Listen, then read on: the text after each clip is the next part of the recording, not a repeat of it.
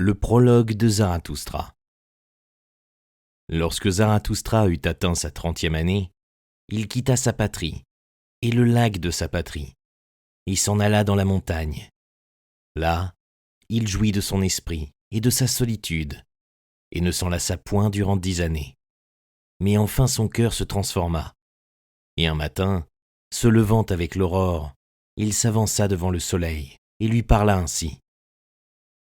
« Ô grand astre, quel serait ton bonheur si tu n'avais pas ceux que tu éclaires? Depuis 10 ans que tu viens vers ma caverne, tu te serais lassé de ta lumière et de ce chemin, sans moi, mon aigle et mon serpent. Mais nous t'attendions chaque matin. Nous te prenions ton superflu et nous t'en bénissions. Voici, je suis dégoûté de ma sagesse. Comme l'abeille qui a amassé trop de miel, j'ai besoin de mains qui se tendent. Je voudrais donner et distribuer, jusqu'à ce que les sages parmi les hommes soient redevenus joyeux de leur folie, et les pauvres heureux de leur richesse. Voilà pourquoi je dois descendre dans les profondeurs, comme tu fais le soir, quand tu vas derrière les mers, apportant ta clarté au-dessous du monde. Ô astre débordant de richesse, je dois disparaître ainsi que toi, me coucher, comme disent les hommes vers qui je veux descendre. Bénis-moi donc, œil tranquille, qui peut voir sans envie un bonheur même sans mesure. Bénis la coupe qui veut déborder. Que l'eau toute dorée en découle, apportant partout le reflet de ta joie. Vois, cette coupe veut se vider à nouveau, et Zarathustra veut redevenir homme. Ainsi commença le déclin de Zarathustra. Zarathustra descendit seul des montagnes, et il ne rencontra personne. Mais lorsqu'il arriva dans les bois, soudain se dressa devant lui un vieillard, qui avait quitté sa sainte chaumière pour chercher des racines dans la forêt. Et ainsi parla le vieillard, et il dit à Zarathustra, « Il ne m'est pas inconnu, ce voyageur. Voilà bien des années qu'il passa par ici. Il s'appelait Zarathustra, mais il s'est transformé. Tu portais alors ta cendre à la montagne. Veux-tu aujourd'hui porter ton feu dans la vallée? Ne crains-tu pas le châtiment des incendiaires? Oui, je reconnais Zarathustra. Son œil est limpide, et sur sa lèvre ne se creuse aucun pli de dégoût. Ne s'avance-t-il pas comme un danseur? Zarathustra s'est transformé. Zarathustra s'est fait enfant. Zarathustra s'est éveillé. Que vas-tu faire maintenant, auprès de ceux qui dorment? Tu vivais dans la solitude, comme dans la mer, et la mer te portait. Malheur à toi, tu veux donc atterrir, malheur à toi, tu veux de nouveau traîner toi-même ton corps? Zarathustra répondit, « J'aime les hommes. » Pourquoi donc, dit le sage, suis-je allé dans les bois et dans la solitude? N'était-ce pas parce que j'aimais trop les hommes? Maintenant, j'aime Dieu. Je n'aime point les hommes. L'homme est pour moi une chose trop imparfaite. L'amour de l'homme me tuerait. Zarathustra répondit, « Qu'ai-je parlé d'amour? Je vais faire un présent aux hommes. » Ne leur donne rien, dit le saint.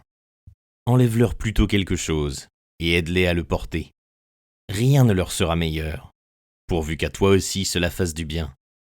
Et si tu veux donner, ne leur donne pas plus qu'une aumône, et attends qu'ils te la demandent. Non, répondit Zarathustra, je ne fais pas l'aumône, je ne suis pas assez pauvre pour cela. Le saint se prit à rire de Zarathustra et parla ainsi. Tâche alors de leur faire accepter tes trésors. Ils se méfient des solitaires, et ne croient pas que nous venions pour donner. À leurs oreilles, les pas du solitaire retentissent trop étrangement à travers les rues, défiant comme si la nuit, couchés dans leur lit, ils entendaient marcher un homme, longtemps avant le lever du soleil. Ils se demandent peut-être, où se glisse ce voleur? Ne va pas auprès des hommes, reste dans la forêt. Va plutôt encore auprès des bêtes. Pourquoi ne veux-tu pas être comme moi, ours parmi les ours, oiseau parmi les oiseaux? Et que fait le saint dans les bois? Demanda Zarathustra. Le saint répondit, je fais des chants et je les chante. Et quand je fais des chants, je ris, je pleure et je murmure. C'est ainsi que je loue Dieu. Avec des chants, des pleurs, des rires et des murmures. Je rends grâce à Dieu, qui est mon Dieu. Cependant, quel présent nous apportes-tu? Lorsque Zarathustra eut entendu ces paroles, il salua le saint et lui dit « Qu'aurais-je à vous donner ? Mais laissez-moi partir en hâte, afin que je ne vous prenne rien. » Et c'est ainsi qu'ils se séparèrent l'un de l'autre, le vieillard et l'homme, riant comme rient de petits garçons. Mais quand Zarathustra fut seul, il parla ainsi à son cœur. Serait-ce possible ? Ce vieux saint dans sa forêt n'a pas encore entendu dire que Dieu est mort. Lorsque Zarathustra arriva dans la ville voisine, qui se trouvait le plus près des bois, il y rencontra une grande foule rassemblée sur la place publique, car on avait annoncé qu'un danseur de cordes allait se faire voir. Et Zarathustra parla au peuple et lui dit « Je vous enseigne le surhumain. L'homme est quelque chose qui doit être surmonté. Qu'avez-vous fait pour le surmonter ? Tous les êtres jusqu'à présent ont créé quelque chose au-dessus d'eux, et vous voulez être le reflux de ce grand flot et plutôt retourner à la bête que de surmonter l'homme ? Qu'est le singe pour l'homme ? Une dérision ou une honte douloureuse, et c'est ce que doit être l'homme pour le surhumain, une dérision ou une honte douloureuse. Vous avez tracé le chemin du ver jusqu'à l'homme, et il vous est resté beaucoup du ver de terre. Autrefois, vous étiez singe, et maintenant encore, l'homme est plus singe qu'un singe. Mais le plus sage d'entre vous n'est lui-même qu'une chose disparate, hybride fait d'une plante et d'un fantôme. Cependant, vous ai-je dit de devenir fantôme ou plante ? Voici, je vous enseigne le surhumain. Le surhumain est le sens de la terre. Que votre volonté dise que le surhumain soit le sens de la terre. Je vous en conjure, mes frères, restez fidèles à la terre, et ne croyez pas ceux qui vous parlent d'espoir supraterrestre. Ce sont des empoisonneurs, qu'ils le sachent ou non. Ce sont des contempteurs de la vie, des moribonds, et des empoisonnés eux-mêmes, de ceux dont la terre est fatiguée. Qu'ils s'en aillent donc. Autrefois, le blasphème envers Dieu était le plus grand blasphème, mais Dieu est mort, et avec lui sont morts ses blasphémateurs. Ce qu'il y a de plus terrible maintenant, c'est de blasphémer la terre, et d'estimer les entrailles de l'impénétrable plus que le sens de la terre. Jadis, l'âme regardait le corps avec dédain, et rien alors n'était plus haut que ce dédain. Elle le voulait maigre, hideux, affamé. C'est ainsi qu'elle pensait lui échapper, à lui et à la terre. Oh, cette âme était-elle encore maigre, hideuse et affamée ?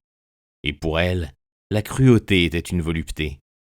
Mais vous aussi, mes frères, dites-moi, votre corps, qu'annonce-t-il de votre âme ?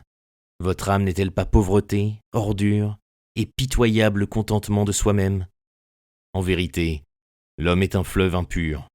Il faut être devenu océan pour pouvoir, sans se salir, recevoir un fleuve impur. Voici, je vous enseigne le surhumain. Il est cet océan. En lui peut s'abîmer votre grand mépris. Que peut-il vous arriver de plus sublime ? C'est l'heure du grand mépris, l'heure où votre bonheur même se tourne en dégoût, tout comme votre raison et votre vertu. L'heure où vous dites « Qu'importe mon bonheur, il est pauvreté, ordure et pitoyable contentement de soi-même. Mais mon bonheur devrait légitimiter l'existence elle-même. » L'heure où vous dites « Qu'importe ma raison. Est-elle avide de science comme le lion de nourriture ? Elle est pauvreté, ordure et pitoyable contentement de soi-même. » L'heure où vous dites « Qu'importe ma vertu. Elle ne m'a pas encore fait délirer. Que je suis fatigué de mon bien et de mon mal. Tout cela est pauvreté, ordure et pitoyable contentement de soi-même. » L'heure où vous dites « Qu'importe ma justice. Je ne vois pas que je sois charbon ardent, mais le juste est charbon ardent. » L'heure où vous dites « Qu'importe ma pitié. La pitié n'est-elle pas la croix où l'on cloue celui qui aime les hommes ? Mais ma pitié n'est pas une crucifixion. » Avez-vous déjà parlé ainsi ? Avez-vous déjà crié ainsi ? Hélas, que ne vous ai-je déjà entendu crier ainsi ? Ce ne sont pas vos péchés, c'est votre contentement qui crie contre le ciel. C'est votre avarice, même dans vos péchés, qui crie contre le ciel. Où donc est l'éclair qui vous léchera de sa langue ? Où est la folie qu'il faudrait vous inoculer ? Voici, je vous enseigne le surhumain. Il est cet éclair, il est cette folie. Quand Zarathustra eut parlé ainsi, quelqu'un de la foule s'écria « Nous avons assez entendu parler du danseur de cordes. Faites-nous le voir maintenant. » Et tout le peuple rit de Zarathustra. Mais le danseur de cordes, qui croyait que l'on avait parlé de lui, se mit à l'ouvrage. Zarathustra, cependant, regardait le peuple et s'étonnait. Puis il dit : « L'homme est une corde tendue entre la bête et le surhumain, une corde sur l'abîme. Il est dangereux de passer de l'autre côté, dangereux de rester en route, dangereux de regarder en arrière, frisson et arrêt dangereux. Ce qu'il y a de grand dans l'homme, c'est qu'il est un pont et non un but. Ce que l'on peut aimer en l'homme, c'est qu'il est un passage et un déclin. J'aime ceux qui ne savent vivre autrement que pour disparaître, car ils passent au-delà. J'aime les grands contenteurs, parce qu'ils sont les grands adorateurs, les flèches du désir vers l'autre rive. J'aime ceux qui ne cherchent pas, derrière les étoiles, une raison pour périr ou pour s'offrir en sacrifice, mais ceux qui se sacrifient à la terre, pour qu'un jour la terre appartienne aux surhumains. J'aime celui qui vit pour connaître et qui veut connaître, afin qu'un jour vive le surhumain, car c'est ainsi qu'il veut son propre déclin. J'aime celui qui travaille et invente, pour bâtir une demeure aux surhumains, pour préparer à sa venue la terre, les bêtes et les plantes, car c'est ainsi qu'il veut son propre déclin. J'aime celui qui aime sa vertu, car la vertu est une volonté de déclin et une flèche de désir. J'aime celui qui ne réserve pour lui-même aucune parcelle de son esprit, mais qui veut être tout entier l'esprit de sa vertu, car c'est ainsi qu'en esprit il traverse le pont. J'aime celui qui fait de sa vertu son penchant et sa destinée, car c'est ainsi qu'à cause de sa vertu, il voudra vivre encore et ne plus vivre. J'aime celui qui ne veut pas avoir trop de vertu. Il y a plus de vertu en une vertu qu'en deux vertus. C'est un nœud où s'accroche la destinée. J'aime celui dont l'âme se dépense, celui qui ne veut pas qu'on lui dise merci, et qui ne restitue point, car il donne toujours et ne veut point se conserver. J'aime celui qui a honte de voir le dé tomber en sa faveur, et qui demande alors « Suis-je donc un faux joueur ?» car il veut périr. J'aime celui qui jette des paroles d'or au devant de ses œuvres, et qui tient toujours plus qu'il ne promet, car il veut son déclin. J'aime celui qui justifie ceux de l'avenir, et qui délivre ceux du passé, car il veut que ceux d'aujourd'hui le fassent périr. J'aime celui qui châtie son Dieu, parce qu'il aime son Dieu, car il faut que la colère de son Dieu le fasse périr.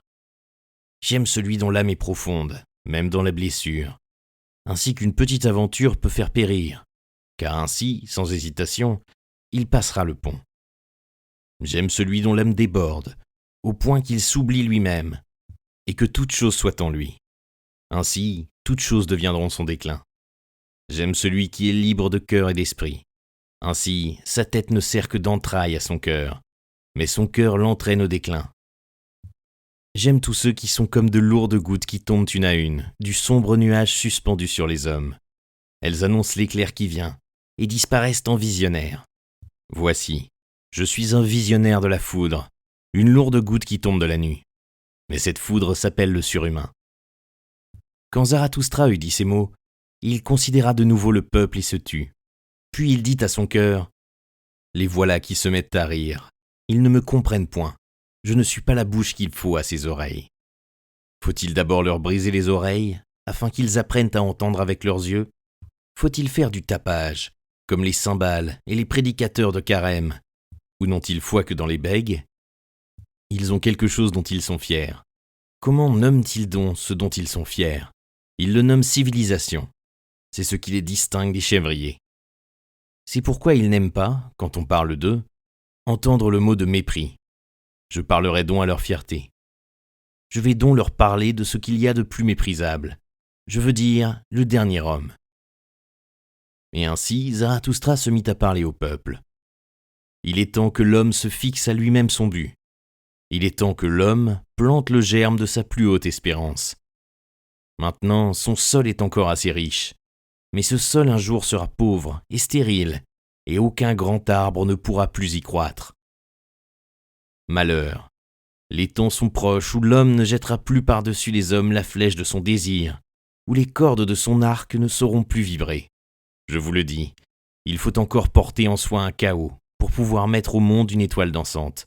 Je vous le dis, vous portez en vous un chaos. Malheur, les temps sont proches où l'homme ne mettra plus d'étoiles au monde. Malheur, les temps sont proches du plus méprisable des hommes, qui ne sait plus se mépriser lui-même. Voici, je vous montre le dernier homme. Amour, création, Désir? Étoile? Qu'est-ce que cela? Ainsi demande le dernier homme, et il cligne de l'œil. La terre sera alors devenue plus petite, et sur elle sautillera le dernier homme qui rapetisse tout. Sa race est indestructible comme celle du puceron. Le dernier homme vit le plus longtemps. Nous avons inventé le bonheur, disent les derniers hommes, et ils clignent de l'œil. Ils ont abandonné les contrées où il était dur de vivre, car on a besoin de chaleur. On aime encore son voisin et on se frotte à lui, car on a besoin de chaleur. Tomber malade et être méfiant passe chez eux pour un péché. On s'avance prudemment, bien fou qui trébuche encore sur les pierres et sur les hommes. Un peu de poison de ci, de là, pour se procurer des rêves agréables. Et beaucoup de poison enfin, pour mourir agréablement. On travaille encore, car le travail est une distraction. Mais l'on veille à ce que la distraction ne débilite point. On ne devient plus ni pauvre ni riche. Ce sont deux choses trop pénibles. Qui voudrait encore gouverner? Qui voudrait obéir encore? Ce sont deux choses trop pénibles. Point de berger et un seul troupeau. Chacun veut la même chose, tous sont égaux. Qui a d'autres sentiments va de son plein gré dans la maison des fous. Autrefois, tout le monde était fou, disent ceux qui sont les plus fins et ils clignent de l'œil.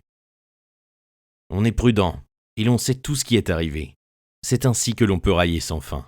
On se dispute encore, mais on se réconcilie bientôt, car on ne veut pas se gâter l'estomac. On a son petit plaisir pour le jour, et son petit plaisir pour la nuit. Mais on respecte la santé. Nous avons inventé le bonheur, disent les derniers hommes, et ils clignent de l'œil. Ici finit le premier discours de Zarathustra, celui que l'on appelle aussi le prologue, car en cet endroit, il fut interrompu par les cris et la joie de la foule. « Donne-nous ce dernier homme, ô Zarathustra » s'écriait-il. « Rends-nous semblables à ces derniers hommes. Nous te tiendrons quitte du surhumain. » Et tout le peuple jubilait et claquait de la langue. Zarathustra cependant devint triste et dit à son cœur « Ils ne me comprennent pas. Je ne suis pas la bouche qu'il faut à ses oreilles. Trop longtemps sans doute, j'ai vécu dans les montagnes, j'ai trop écouté les ruisseaux et les arbres, je leur parle maintenant comme à des chèvriers. Placide est mon âme et lumineuse comme la montagne au matin, mais ils me tiennent pour un cœur froid et pour un bouffon aux railleries sinistres. Et les voilà qui me regardent et rient. Et tandis qu'ils rient, ils me haïssent encore. Il y a de la glace dans leur rire. Mais alors, il advint quelque chose qui fit taire toutes les bouches et qui fixa tous les regards. Car pendant ce temps, le danseur de corde s'était mis à l'ouvrage. Il était sorti par une petite poterne. Il marchait sur la corde tendue entre deux tours, au-dessus de la place publique et de la foule. Comme il se trouvait juste à mi-chemin, la petite porte s'ouvrit encore une fois, et un gars bariolé qui avait l'air d'un bouffon sauta dehors, et suivit d'un pas rapide le premier. « En avant, boiteux !» cria son horrible voix. « En avant, paresseux, sournois, visage blême ! Que je ne te chatouille pas de mon talon. Que fais-tu là entre ces tours? C'est dans la tour que tu devrais être enfermé. Tu barres la route à un meilleur que toi. » Et à chaque mot, il s'approchait davantage. Mais quand il ne fut plus qu'à un pas du danseur de corde, il advint cette chose terrible qui fit taire toutes les bouches et qui fixa tous les regards. Il poussa un cri diabolique et sauta par-dessus celui qui lui barrait la route. Mais celui-ci, en voyant la victoire de son rival, perdit la tête et la corde.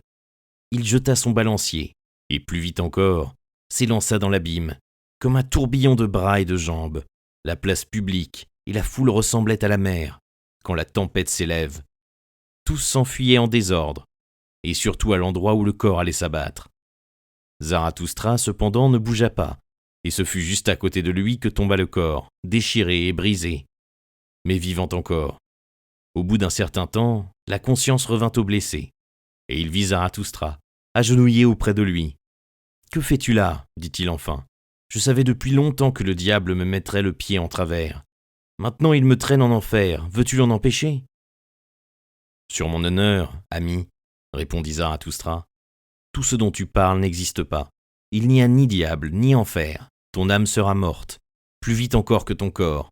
Ne crains donc plus rien. » L'homme leva les yeux avec défiance. « Si tu dis vrai, répondit-il ensuite, je ne perds rien en perdant la vie. Je ne suis guère plus qu'une bête, qu'on a fait danser avec des coups et de maigre nourriture. »« Non pas, dit Zarathustra, tu as fait du danger ton métier. Il n'y a là rien de méprisable. Maintenant, ton métier te fait périr. C'est pourquoi je vais t'enterrer de mes mains. » Quand Zarathustra eut dit cela, le moribond ne répondit plus.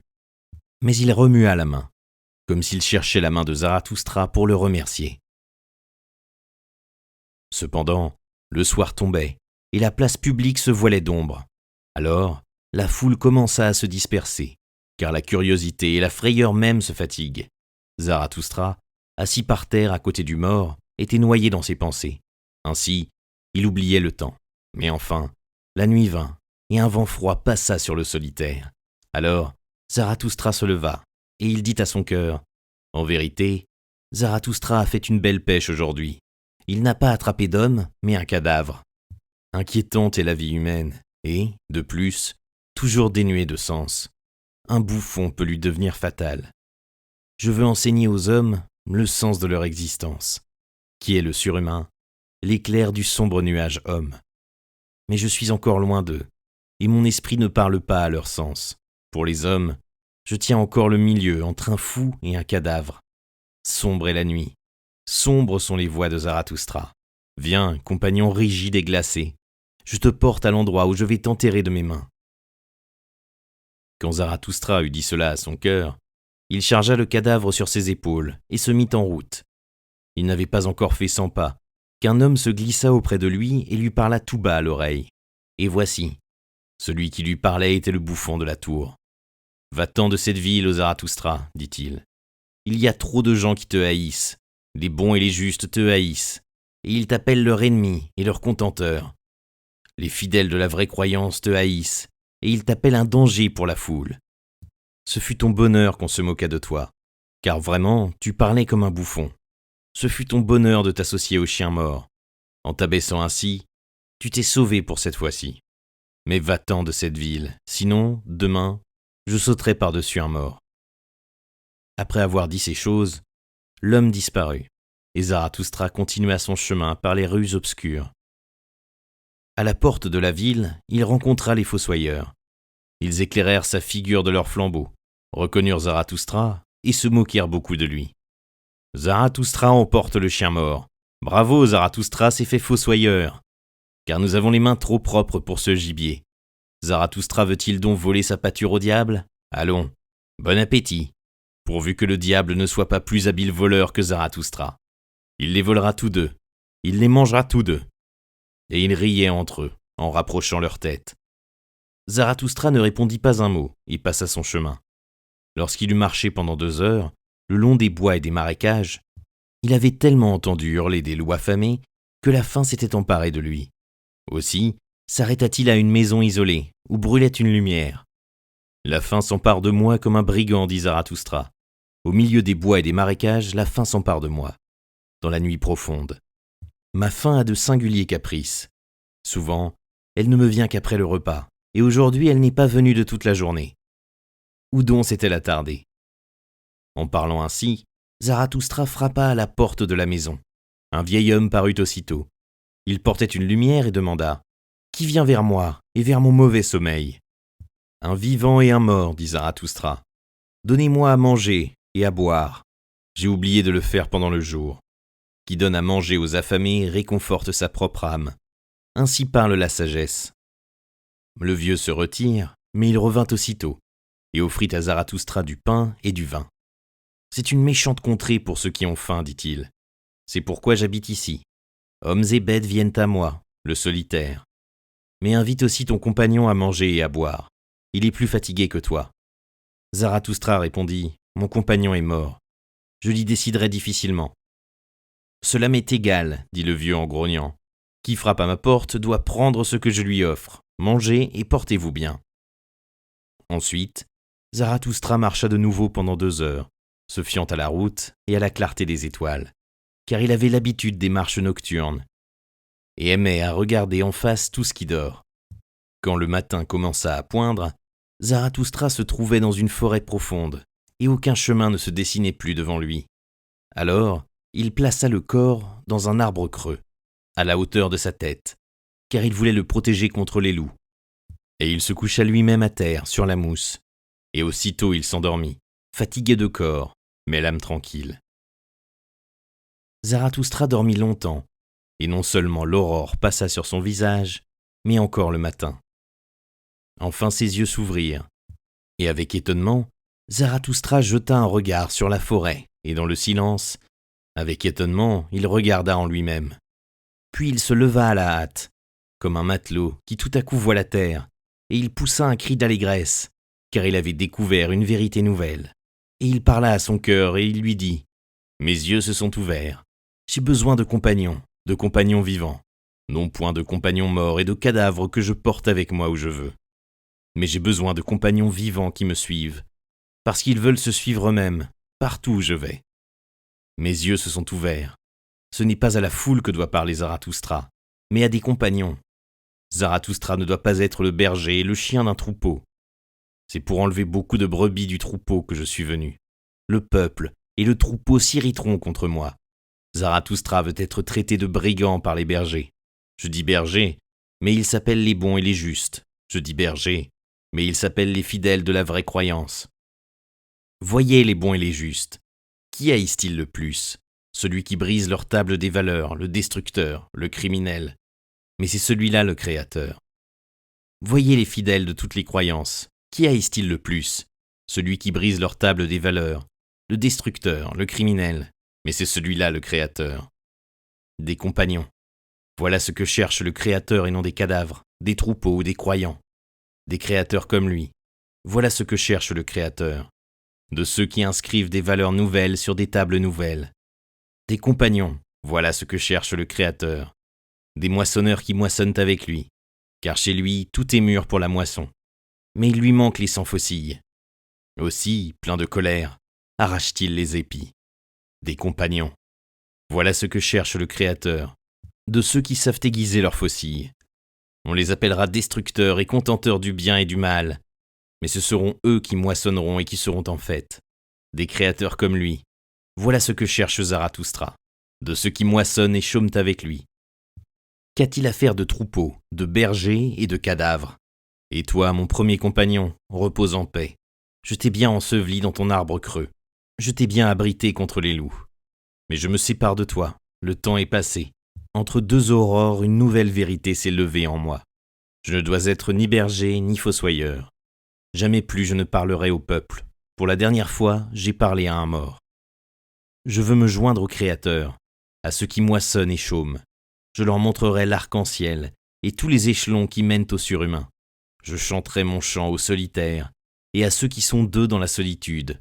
Et quiconque a des oreilles pour les choses inouïes, je lui alourdirai le cœur de ma félicité. Je marche vers mon but, je suis ma route. Je sauterai par-dessus les hésitants et les retardataires. Ainsi ma démarche sera le déclin. Zarathustra avait dit cela à son cœur, alors que le soleil était à son midi, puis il interrogea le ciel du regard, car il entendait au-dessus de lui le cri perçant d'un oiseau. Et voici, un aigle planait dans les airs en large cercle, et un serpent était suspendu à lui. Non pareil à une proie, mais comme un ami, car il se tenait enroulé autour de son cou. Ce sont mes animaux, dit Zarathustra, et il se réjouit de tout cœur. L'animal le plus fier qu'il y ait sous le soleil, et l'animal le plus rusé qu'il y ait sous le soleil. Ils sont allés en reconnaissance. Ils ont voulu savoir si Zarathustra vivait encore. En vérité, suis-je encore en vie ? J'ai rencontré plus de dangers parmi les hommes que parmi les animaux. Zarathustra suit des voies dangereuses, que mes animaux me conduisent. Lorsque Zarathustra eut ainsi parlé, il se souvint des paroles du saint dans la forêt. Il soupira et dit à son cœur : « Il faut que je sois plus sage, que je sois rusé du fond du cœur, comme mon serpent. Mais je demande l'impossible. Je prie dans ma fierté d'accompagner toujours ma sagesse. Et si ma sagesse m'abandonne un jour, hélas, elle aime à s'envoler. Puisse du moins ma fierté voler avec ma folie. » Ainsi commença le déclin de Zarathustra.